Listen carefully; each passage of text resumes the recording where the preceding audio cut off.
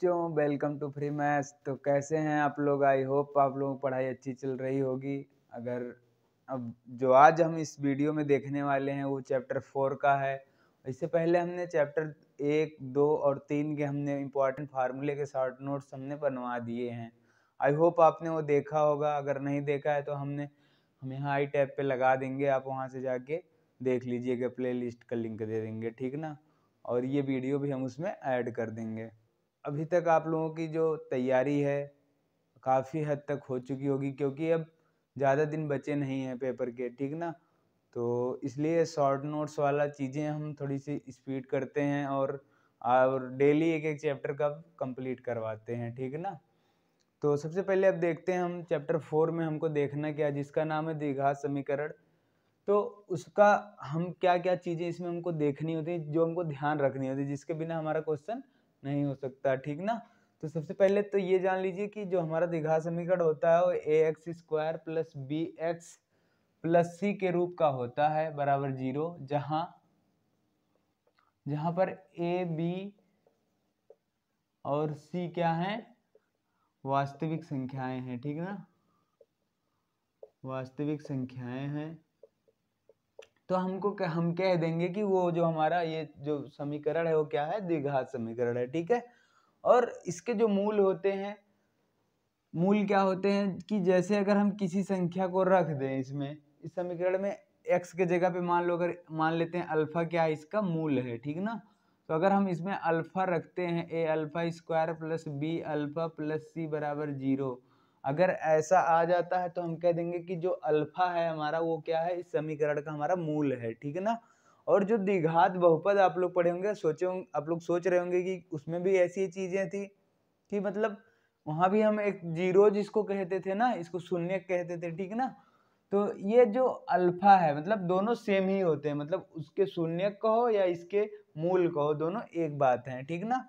तो ये चीज तो हो गई हमारी द्विघात समीकरण का। इसमें कितने मूल होते हैं? 2 मूल होते हैं, ठीक है।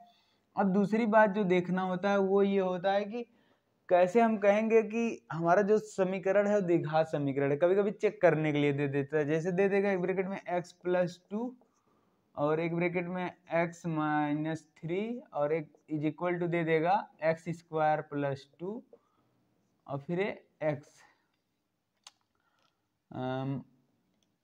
हाँ ठीक है, x² प्लस 2 ऐसे दे देगा, ठीक ना।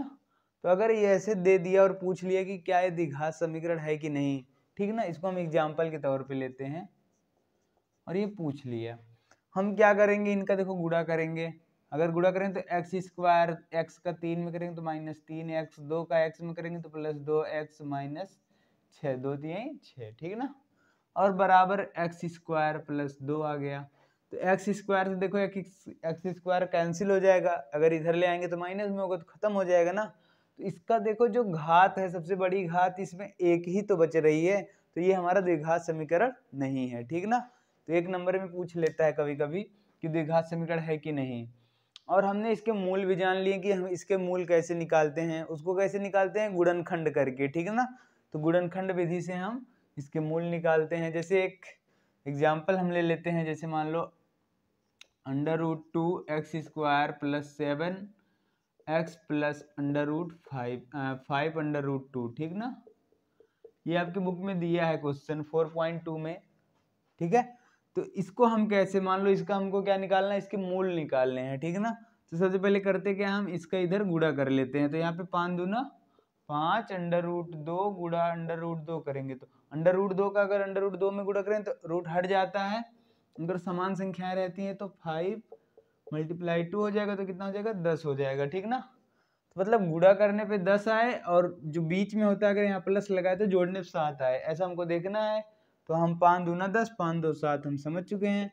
हम यहाँ पे रख देंगे 5x प्लस 2x प्लस 5 √2 बराबर 0, ठीक है। तो यहाँ से अगर हम कॉमन ले लेते हैं, क्या कॉमन मिल रहा है, देखो अगर हम x कॉमन ले लेते हैं तो यहाँ पे बचेगा √2 x प्लस 5। अगर यहाँ से देखो क्या मिल रहा है, देखो दोनों ब्रैकेट में हमको सेम चीजें लानी होती हैं, इसलिए हम √2 कॉमन लेंगे, ठीक ना। अब लेकिन सोच रहे होंगे आप लोग कि यहाँ क्या बचेगा, तो देखो 2 को हम क्या लिख सकते हैं, √2 गुणे √2। देखो यहाँ पे 2 बना था ना, तो अंडर रूट 2 एक अगर हम बाहर निकाल रहे हैं तो एक अंडर रूट 2 बच जाएगा अंदर, तो अंडर रूट 2 x प्लस 5, यहाँ से अंडर रूट 2 बाहर आ गया बराबर 0। देखो दोनों ब्रैकेट में सेम आ गए ना, तो हम यहाँ पे कह देंगे कि एक ब्रैकेट में अंडर रूट 2 x प्लस 5 और ब्रैकेट में एक दूसरे वाले में अंडर रूट 2 बराबर 0। तो अब अगर हम यहाँ से मूल निकालना चाहें तो हम निकाल सकते हैं। एक बार इसके बराबर 0 कर देंगे, अंडर रूट 2 बराबर 0, तो x बराबर माइनस अंडर रूट 2। अगर अंडर रूट 2 x प्लस 5 बराबर 0 कर देते हैं तो x बराबर कितना आ जाएगा, -5 बटे अंडर रूट 2। देखो अंडर रूट 2 यहाँ गुणा था तो भाग हो गया, ठीक है। तो ये दो हमारे क्या हो गए, मूल हो गए। आई होप आप लोग समझ गए होंगे ये मूल कैसे निकालते हैं, ठीक ना। अब जो दूसरी चीज इसमें देखना होता है, हमको फार्मूला देखना होता है, जो एक सूत्र है जिससे हम क्या करते हैं, मूल निकाल लेते हैं। लेकिन उससे पहले हम एक चीज और जान लेते हैं, जो कि होता है मूलों की प्रकृति क्या होती है, ठीक है। मूलों की प्रकृति, कैरेक्टरिस्टिक ऑफ रूट जो होता है, ठीक है, वो कैसे निकालेंगे। तो उसके लिए हम सबसे पहले विविक्तकर निकालते हैं। विविक्तकर को हम d से लिखते हैं, ठीक है। विविक्तकर इसको हम d से लिखते हैं। d बराबर क्या होता है, b स्क्वायर माइनस 4ac। तो इसके लिए तीन कंडीशन होते हैं। सबसे पहला कौन सा होता है, पहला होता है कि अगर d 0 से हमारा बड़ा हो। अगर 0 से बड़ा हो तो मूल कैसे होंगे, वास्तविक होंगे और भिन्न भिन्न होंगे, ठीक है।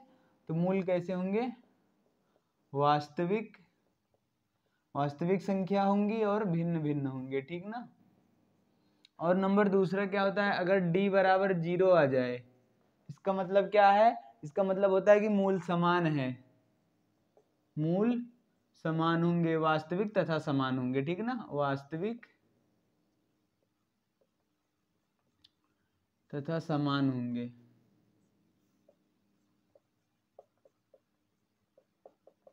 तो इस पे हमको एक नंबर वाले क्वेश्चन आ जाते हैं, जैसे दे देगा एक्स स्क्वायर प्लस के एक्स प्लस 3, कह देगा कि इसके मूल समान है तो के का मान होगा, के का मान अगर मूल समान कह दिया तो हम बी स्क्वायर माइनस 4ac बराबर 0 रख लेंगे। अगर इसमें से हम बी स्क्वायर माइनस 4ac बराबर 0 रखते हैं, देखो ये वाला आगे जो होता है ए होता है, ये बी और ये सी, ठीक ना। तो अगर हम बी स्क्वायर माइनस 4ac बराबर 0 रखते हैं तो हमको के का मान मिल जाएगा। तो एक नंबर में पक्का एक सवाल आ जाता है आपके बोर्ड एग्जाम में। तो ये चीज आपको याद रहना चाहिए कि मूल बराबर कब होते हैं, जब हमारे विविक्त का डी का मान 0 आ जाए, ठीक है। और जो तीसरी चीज है वो हमको क्या ध्यान रखना होता है कि अगर डी का मान 0 से छोटा हो जाए, ऐसा कोई समीकरण है उसका आप नहीं निकाल पा रहे हैं, तो उसका क्या होंगे, उसके मूल क्या होंगे, कोई मूल नहीं होंगे, ठीक ना, या वास्तविक मूल नहीं होंगे, आप ऐसे लिख सकते हैं, ठीक है, वास्तविक मूल नहीं होंगे, ठीक है, मतलब इसका कोई मूल नहीं होगा, आप निकाल नहीं से पाएंगे इसका मूल, ठीक है। तो ये हमारे तीन कंडीशन हो गए। अब जो चौथा फार्मूला है वो क्या होता है, हमको इसका जो फार्मूला है कि इसके मूल ज्ञात करने, कोई द्विघात समीकरण है उसका हमको बहुत बड़ा नंबर दे दिया है और उसका हम मूल नहीं निकाल पा रहे हैं, तो उसके लिए क्या करेंगे, हम श्रीधराचार्य फार्मूला लगा देंगे। श्रीधराचार्य फार्मूला क्या होता है, श्रीधराचार्य, ये फार्मूला बहुत ध्यान मतलब बहुत यूजफुल है और याद रख सकते हैं। अगर आप डी निकाल चुके हैं तो इसका फार्मूला जो होता है x बराबर minus B plus minus under root में B square minus 4ac upon 2a। तो ये प्लस माइनस का मतलब क्या है, एक बार हम प्लस ले लेते हैं तो एक आंसर मिल जाएगा, अगर एक बार माइनस लगा देंगे तो हमारा दूसरा आंसर मिल जाएगा, ठीक है ना, क्योंकि दो मूल आते हैं। और एक चीज और ध्यान रखना है, कभी कभी पूछ लेता है कि मान लो हमको एक समीकरण दे दिया यहाँ पे, ठीक है, यहाँ पे ये समीकरण हमको 2x प्लस 3 दे दिया, ठीक है, कह दिया कि इसके मूल समान हैं तो मूल ज्ञात कीजिए। अगर मूल समान होते हैं तो क्या मूल होता है, उसके लिए जो फार्मूला होता है वो क्या होता है, x बराबर minus B plus minus B square minus 4ac बराबर क्या हो जाता है, देखो 0 हो जाता है ना, तो एक नया फार्मूला बन जाएगा 0 अपान 2a। तो ये अगर मूल समान होते हैं तो उसका जो मूल होता है वो इस रूप का होता है, माइनस बी अपान 2a के रूप का होता है, ठीक है। एक ही मतलब दोनों मूल समान है तो मतलब एक जो होगा वही दूसरा भी होगा, ठीक है। आई होप ये जो पूरा चैप्टर था, चैप्टर 4 हमने बहुत ईजिली आप लोगों को एक्सप्लेन किया और चीज़ें बताई, छोटी से छोटी चीज़ें, ठीक ना। अगर आप इन चीज़ों को ध्यान रखते हैं तो आई होप आप बोर्ड में बढ़िया क्वेश्चन जो भी इसके आते हैं फार्मूले की वजह से आपके छूटेंगे नहीं, ठीक ना। और कहना था आप लोगों से कि अगर आप अभी तक हमारे टेलीग्राम ग्रुप को नहीं ज्वाइन किए हैं तो आप ज्वाइन कर लीजिए, क्योंकि हम वहाँ पे इम्पोर्टेंट जो भी आपके क्वेश्चंस हैं, पेपर्स हैं और बुक के भी हमने पीडीएफ भेज रखा है। तो पाने के लिए आप लोग डिस्क्रिप्शन में लिंक दिया गया है टेलीग्राम का, आप वहाँ से ज्वाइन कर लीजिए, ठीक है। तो इसका जो पूरा चैप्टर है वो भी हमने पढ़ा रखा है, तो हम अभी लास्ट में यहाँ पे प्लेलिस्ट लगा देंगे, आप लोग देख लीजिएगा। तो मिलते हैं नेक्स्ट वीडियो में, तब तक के लिए आप पढ़ते रहिए। Thank you, all the very best.